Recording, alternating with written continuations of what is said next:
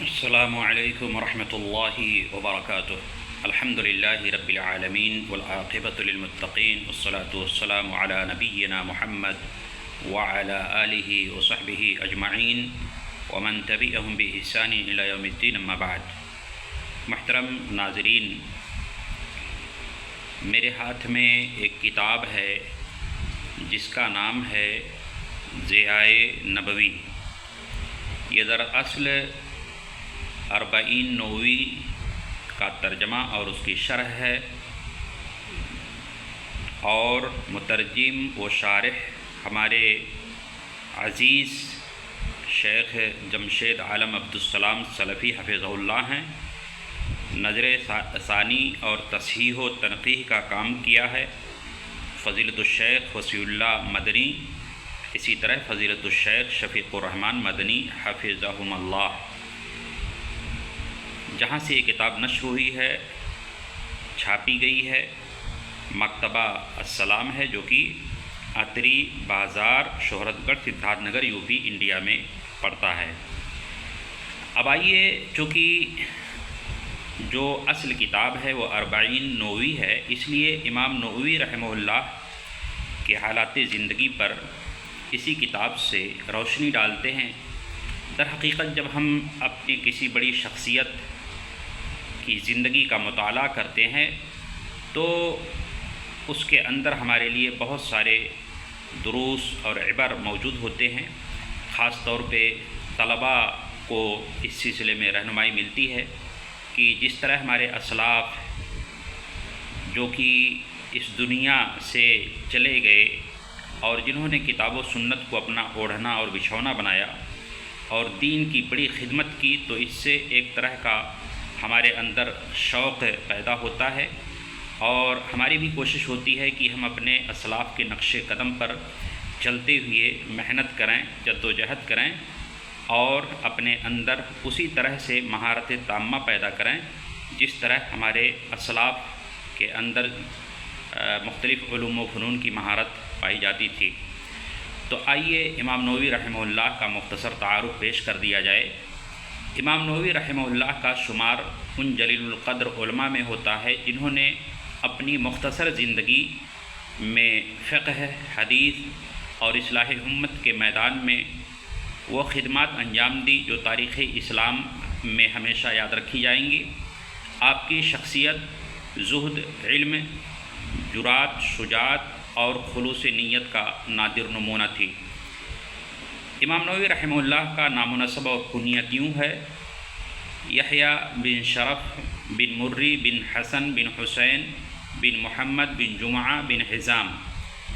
آپ کی کنیت ابو زکریا ہے اور لقب محی الدین۔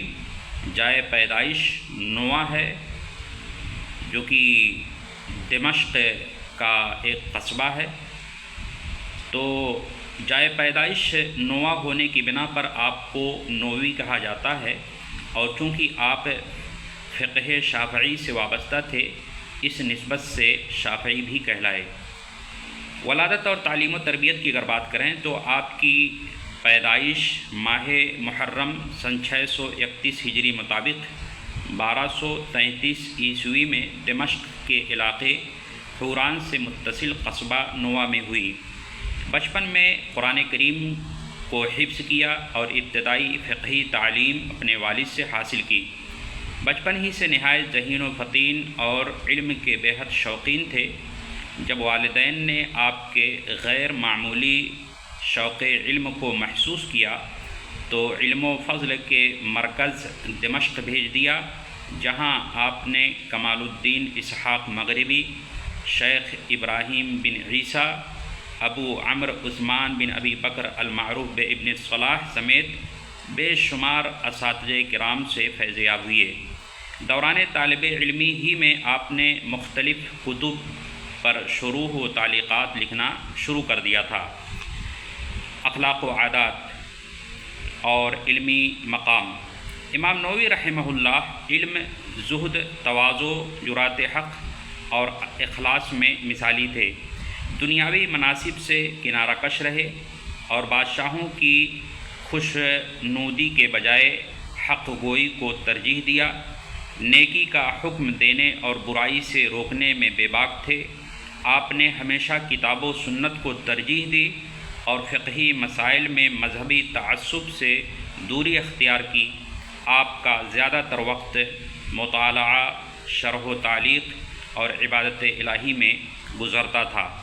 تحصیل علم کے بعد آپ نے دمشق ہی کے مختلف مدارس، بالخصوص مدرسہ الرواحیہ اور اسی طرح سے دارالحدیث میں درس و تدریس کے فرائض انجام دیے۔ تصنیف و تالیف، فقہ و فتاوی اور حدیث کے میدان میں گراں قدر اور عظیم الشان خدمات انجام دی۔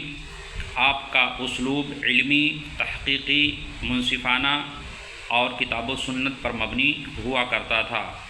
علم سے گہری وابستگی کی وجہ سے آپ کا شمار فقہا و محدثین کے بڑے طبقے میں ہوتا ہے۔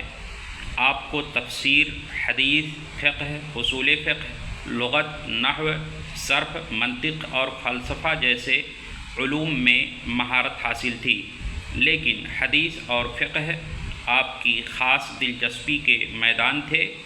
آپ مجتہد اور محقق عالم تھے۔ امام نووی رحمہ اللہ کی اہم تصانیف۔ اگر امام نووی رحمہ اللہ کی تصانیف کی بات کریں تو آپ کی تصانیف کی تعداد تقریباً 28 ہے، جن میں سے چند معروف اور مقبول کتابیں یہ ہیں۔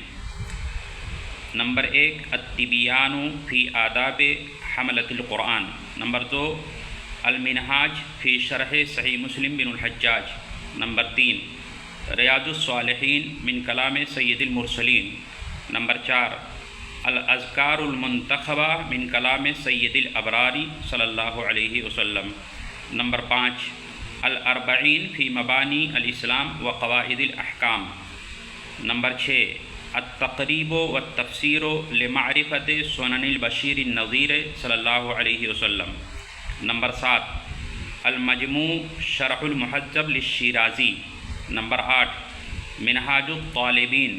نمبر 9 تہذیب الاسماء واللغات۔ نمبر 10 بستان العارفین وغیرہ۔ آپ کی تصانیف میں آپ کے اخلاص، دینی غیرت، وسعت مطالعہ اور امت کا درد جھلکتا ہے۔ آج بھی مدارس و جامعات میں آپ کی کتابیں پڑھائی جاتی ہیں۔ فریض حج کی ادائیگی اور وفات۔ امام نووی رحمہ اللہ نے اپنی زندگی میں 2 مرتبہ حج کرنے کی سعادت حاصل کی۔ دمشق میں تقریباً 28 سال قیام کے بعد سن 676 ہجری میں اپنے وطن نوا تشریف لائے۔ کچھ مدت بیماری میں گزارنے کے بعد وہیں 24 رجب سن 676 ہجری مطابق 1277 عیسوی کو وفات پائی۔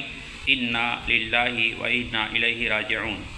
امام نووی رحمہ اللہ نے محض 45 سال کی عمر پائی۔ ذرا تصور کریں، 45 سال کی عمر میں امام نووی رحمہ اللہ نے کس قدر دین کی خدمت کی اور بہت ساری کتابوں کی تصنیف فرمائی، لیکن اپنی تصنیف و تالیف، علم و عمل، تقوی اور طہارت اور خلوص الالہیت اور بے لوث علمی و حدیثی خدمات کی وجہ سے ہمیشہ کے لیے زندہ و جاوید ہو گئے۔ یہ کچھ باتیں تھیں جو امام نووی رحمہ اللہ کے حوالے سے آپ کے گوش گزار کی گئیں۔ ضرورت ہے کہ ہم اپنے اسلاف کی سوانح کو پڑھیں اور ان کی زندگیوں کا مطالعہ کریں۔ خاص طور پہ طلباء کو چاہیے کہ ہوا ہے محدثین کرام کی سیرتوں کو پڑھیں اور ان کے اندر اپنے لیے دلیل راہ تلاش کریں۔ اللہ رب العالمین سے دعا ہے کہ اللہ تعالی امام نووی رحمہ اللہ یا اسی طور پہ جتنے بھی ہمارے اسلاف گزرے ہیں، محدثین کرام، علماء کرام، جنہوں نے اسلام کی خدمت انجام دی ہے، اللہ رب العالمین ان کی تمام تر خدمات کو قبول فرمائے اور ان کو، ان چیزوں کو ان کے آخرت میں نجات کا ذریعہ بنائے۔ اسی طور پہ ہمیں ان کی کتابوں کو پڑھنے اور ان سے فائدہ اٹھانے کی بھی توفیق بخشے۔ آمین۔ تقبل یا رب العالمین، وآخر دعوانا ان الحمد للہ رب العالمین۔